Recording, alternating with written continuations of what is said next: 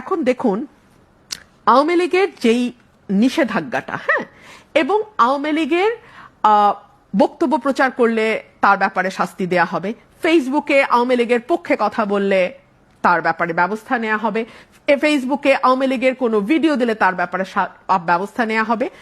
দুটো দল, দ্বিদলীয় ব্যবস্থা তো ছিল এত বছর, ফিক্সড ভোট বা রিজার্ভ ভোট কনজারভেটিভলি আওয়ামী লীগের 30, বিএনপির 30, কেউ কেউ বলে 33,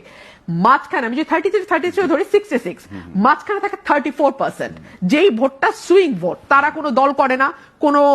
মতের মধ্যে তারা নাই, যখন যেই দলকে তাদের ভালো মনে হয়, মোটামুটি যখন যেই দল ক্ষমতায় থাকে পরের নির্বাচনে অন্য দলকে তারা ভোট দেয়, এটা মোটা দাগে হলো হিসাব।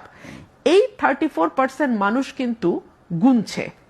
যে আপনারা কিরকম আচরণ করা হচ্ছে দলটির সঙ্গে। দলটিকে যদি স্বাভাবিকভাবে মরতে দিতেন তাহলে কিন্তু মানুষ ফিরেও তাকাতো না, কিন্তু দলটিকে আপনি নানানভাবে কর্নার করার মধ্যে দিয়ে